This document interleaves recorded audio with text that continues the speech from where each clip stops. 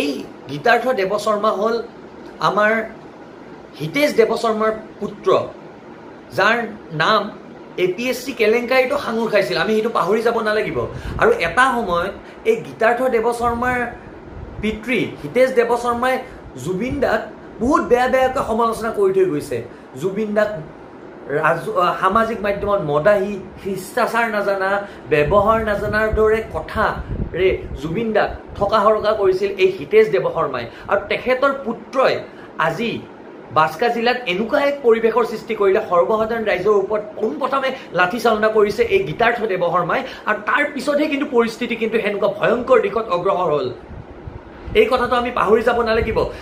হিতেশ দেৱশৰ্মাই তাৰ পিছত এটা ফেচবুক পোষ্ট দিছে, জুবিনে দেখাই যোৱা আদৰ্শৰে বাস্কা এতিয়া প্ৰতিফলিত হৈছে।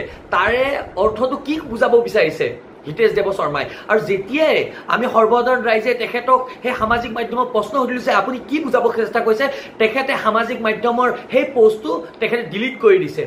পুত্ৰই এই জুবিন দাৰ এই অনুৰাগীসকলৰ ওপৰত বৰ্বৰভাৱে লাঠিচালনা কৰিব প্ৰথমতে, আৰু পিতৃয়ে এটা সময়ত শিষ্টাচাৰ নজনা, মদাহী এনেকুৱা কথাৰে এই জুবিন দাক থকা সৰকা কৰিছিল।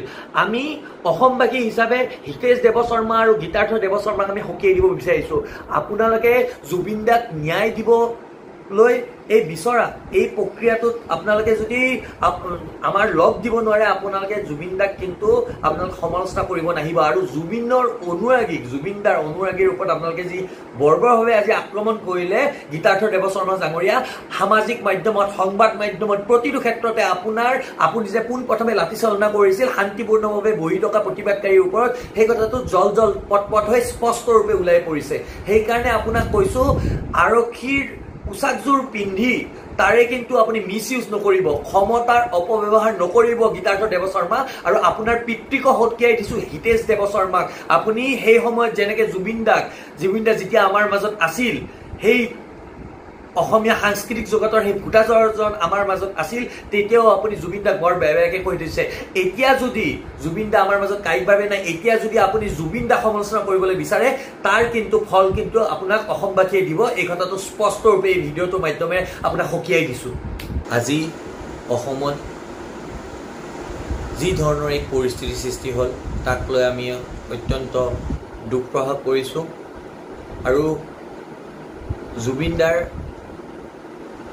এই পৰিকল্পিত হত্যাকাণ্ডৰ লগত জড়িত এই মূল অভিযুক্তসকলক বাক্সা জিলাৰ সেই কাৰাগাৰখনলৈকে আৰক্ষীয়ে লৈ যোৱাৰ পিছত তাত এক অবৰ্ণনীয় পৰিস্থিতিৰ সৃষ্টি হ'ল।